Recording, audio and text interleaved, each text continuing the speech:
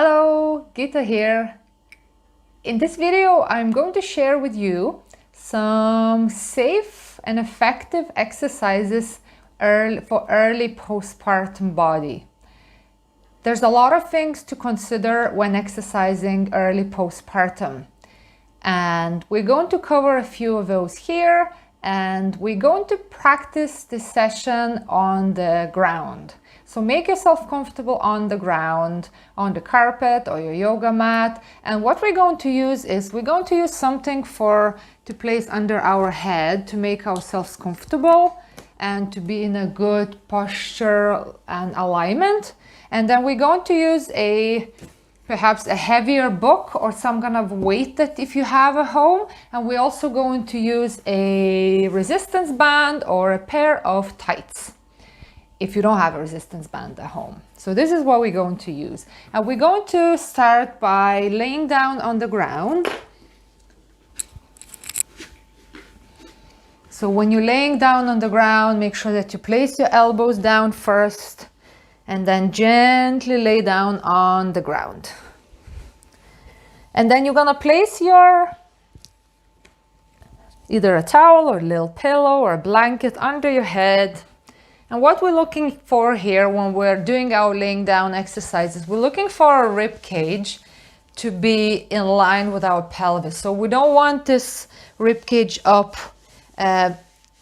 rib cage popping up, because we don't want to increase the extra load in the abdomen, and we don't want to worsen our diastasis recti if it's present, or we don't want to put extra pressure onto our pelvic floor that's been under so much load during pregnancy and also during the birth of your baby. And now everything has to take time to heal and recover, and we're gonna start gently and slowly.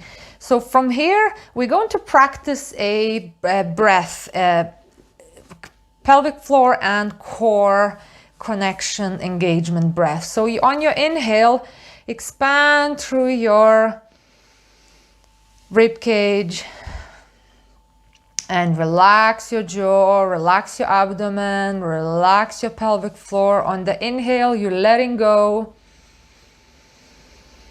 of any tension in your pelvic floor, and on the exhale, you're tightening your pelvic floor gently by 30% on the exhale.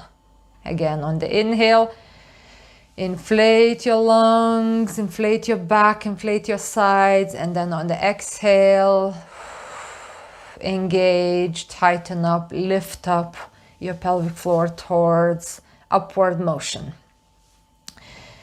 And I encourage to use this type of breathing often throughout the day as a practice. This will help your pelvic floor and core to recover quicker, and it will make your exercises safer as well. So what we're going to practice now is called a heel slide. So it's a gentle core exercise. So on your inhale, relax your pelvic floor, expand your diaphragm, and on the exhale, we're going to slide the left heel to extend one of your legs, and then coming back to the original position with your bent knees, feet flat on the ground. Inhale, relax, let go. And on the exhale, sliding your left heel and tightening your core and pelvic floor. And coming back up. Inhale, expand and relax. And then exhale, slide your left heel, tighten up your pelvic floor, engage your abdominal muscles. Making sure that you exhale all the air that is in your lungs. Inhale, relax, and then exhale, slide your opposite heel. Inhale, relax, exhale, slide and engage your pelvic floor. And coming back up, inhale, expand, relax, and exhale, slide your heel and inhale, back up. All right. So that was our slide heel slide, heel slides. So you can repeat maybe 10 slides each leg, or as many repetitions as your body feels comfortable with. And now we're going to do a glute bridge. So inhale, relax your pelvic floor, expand through your diaphragm, relax your rib cage. And then on the exhale, planting your feet flat on the ground, digging into the ground through your feet, lifting your hips off the ground on the exhale. Relax down on the inhale. And then exhale, lift your hips up, ground through your feet, and coming back down. Now, we are really focusing on the breath because that's what's going to help you restore your core and pelvic floor and prepare you for the more strenuous exercises and more high impact and more front-loaded exercises. So be patient, just breathe and let yourself prepare and heal in the best possible way. Inhale, expand. Exhale, lift up your hips. Squeeze your glutes, making sure you exhale fully. Coming back down. Inhale. Relax your pelvic floor and exhale. Lift and lift your hips, tighten your pelvic floor. And a couple of more. Inhale. Relax and exhale, tighten and lift. Inhale, relax. Exhale, lift and tighten. Exhaling all the air that's left in your lungs and coming back down. Okay, now we're going to, actually let's roll to one side. So rolling to one side. So you can place something, you can still have something nice and soft under your head. Extending your arm out above your head and knees together. Hips are leveled. And now we're gonna do some clam exercises. So inhale, relax your pelvic floor. Exhale, open up. Your heels are staying together, glued together. Opening up your knees.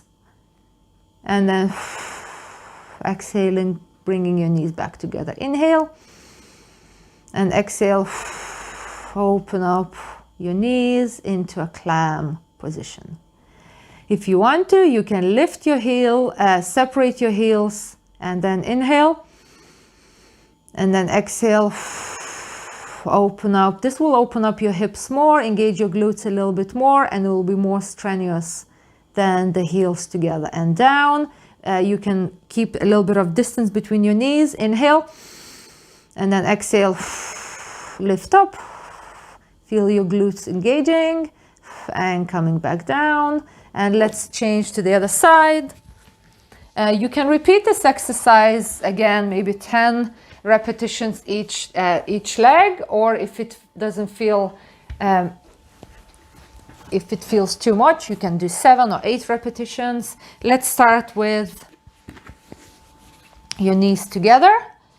Nice and comfortably, knees together, heels together. Inhale, expand, exhale, tighten your pelvic floor and open up, and inhale down, and exhale, open up.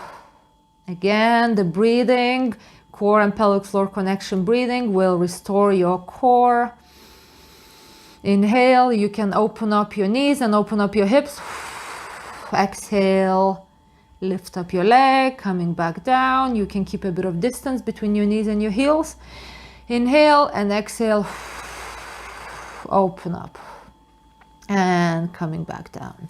So again, you can repeat about 10 repetitions each leg if it feels right. And now we're going to get our heavier item that I mentioned before. I have a heavier storybook, and with your legs straight, you're laying down, your head has a little bit of a prop, so your rib cage is down and relaxed. If for example, if I don't have my head propped or don't bolstered, my ribs tend to pop up. So once I bolster my head and sometimes shoulders, my rib cage stays more in line with my pelvis, meaning there's less pressure in the abdomen, the less pressure on my pelvic floor, less pressure on the abdomen. And if you lift your book, take your book in between your hands, and then we're going to lift your book over your head and coming back up and breathing the same, inhaling and lifting, exhaling. So this is quite an easy exercise without a weight or even with a little bit of weight, but the work here will happen in the relaxation of your rib cage. So it's very easy to perform this exercise with bringing your rib cage with you. So popping up the rib cage and bringing it down. But what we want to happen is we want to keep the rib cage down all the time. Down, down, down. If it doesn't stay down, maybe you need to place some more bolstering for your head or your shoulders. So you want your rib cage to be relaxed and down and not flaring up. And then inhale, you take your book into your hands and bring it above your head without letting your rib cage move from its original position. And that's the work. And of course, you're working your shoulders and your arms and your core. But most importantly, we're training our rib cage to stay down, because during pregnancy, very often, this rib cage pelvis positioning, it's often out of alignment because of the changes that happens in the body during pregnancy. So we want to return its natural position. And we're lifting and lowering a few times. And then when you place it down, take a big deep stretch, arms above your head. And then you're gonna get into a banana type of shape. So direct your hands to the right side and your feet to the right side and come into a bit of a banana shape, stretching the sides of your body, making sure your rib cage stays down. Mine just didn't now, so I had to remind myself. And then go in the other direction, banana to the other side, feet to the left, arms to the left, rib cage staying down. Big side stretch. And coming back up. Okay, so we're gonna come up to seated now, and then early postpartum, super important not to do sit-ups and crunches. So we're gonna roll to the side, place your hands on the ground, and then come up rather than sitting right up. Okay. What's on the plan now is we can work a little bit with our tights, pair of tights. So either seated, maybe kneeling. Kneeling would be a good position. Kneeling on your knees, creating a little bit of resistance in between your hands with your tights. We're going to, from this position, arms straight in front of you, we're going to open up your arms to the side, squeezing your shoulder blades together, making sure that your rib cage stays down and relaxed. And coming back up, arms in front of you, extending your arms to the side, squeezing your shoulder blades together and coming back down. Inhaling. Actually, inhaling now and exhaling with the effort. Inhaling now, exhaling, arms to the side, squeezing your shoulder blades, keep your rib cage down, coming back. Inhale.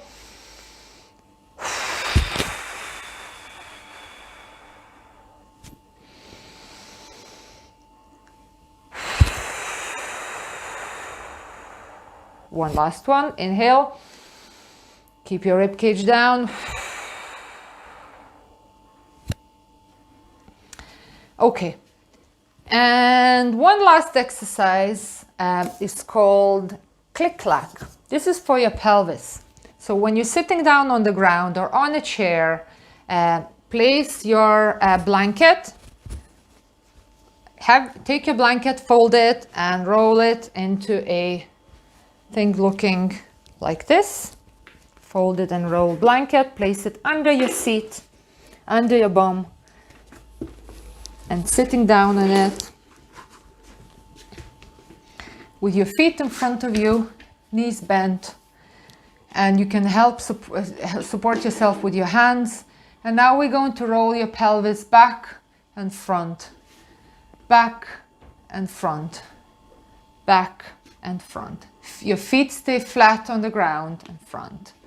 This is called a click-clack exercise, and that helps your pelvic mobility, and that helps you to stay in more untucked position in your pelvis during your walking, during your daily activities, during your exercises. It's super, super important for healthy core and pelvic floor, and especially when you're healing postpartum. So click-clack, flexing your spine, tucking your pelvis under and untucking your pelvis, rolling forward. Tucking, untucking, tucking, untucking, tucking, untucking.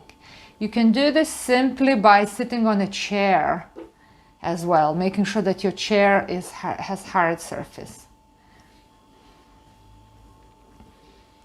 All right, well done. So ladies, early postpartum, what we're trying to avoid is high impact exercise, running, jumping, skipping, anything that can encourage too much pelvic pressure or leaking.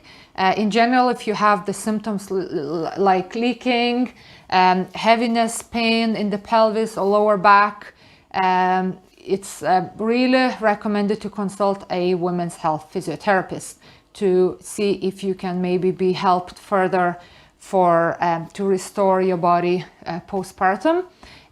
If we return to more strenuous exercise without restoring our body postpartum, that can lead to injuries and pains, which will then cause us many visits to physiotherapists and doctors. So to avoid that, we have to be gentle with ourselves. We have to be really minding our body. So high impact exercises are not recommended early postpartum. Walking is fantastic. Light, gentle exercising is fantastic. Core and pelvic floor connection, breathing and exercises are fantastic. Gentle core exercises are great. Glute strength exercises, super important, and really important. Pay attention to how you stand, how you walk, how you bend down. Really important. Watch the bulging when you're doing your exercises. If you see bulging in your belly, that's an indication, that kind of a doming of your belly. That's an indication of the exercise being too intense for you and creating that extra load in your abdomen. Sucking your belly in, no. Our tummy is like our trunk is, or our breathing system is like a balloon. And if you imagine squeezing a balloon by sucking your belly in, the pressure goes upwards and it also goes downwards, affecting our pelvic floor and can often cause pelvic floor disorders, leaking, and so many other things going wrong. And also it can create a lot of digestive problems as well. So sucking your belly in is a no-no. And what else did I want to say? Yes, so minding your pelvis position while you're standing, while you're seated. So when you're sitting down, making sure that you're not flat, not curving your back, making sure that you're untucked. So roll your pelvis forward. I recommend placing a roll towel under your seat as often as you can while sitting, even in the car. And when you're standing, try to avoid the thrusted pelvis position or thrusted flared ribs position. Back your hips up, relax your rib cage, and that alone will reduce so much pressure and in your abdomen and pelvic floor, and it will help you heal and recover so much faster, so you can return to all of the other exercises. Did I mention the glute exercises? They're super important. So anything for your glute and hip strength is super important, and they will support your pelvis and your lower back as well. And I think that this is it. Early postpartum things to consider, and things to do and not to do. And if you have any questions, let us know. And for now, I am logging off. Where's my click? Click, click, click, click, click, click. Bye, ladies.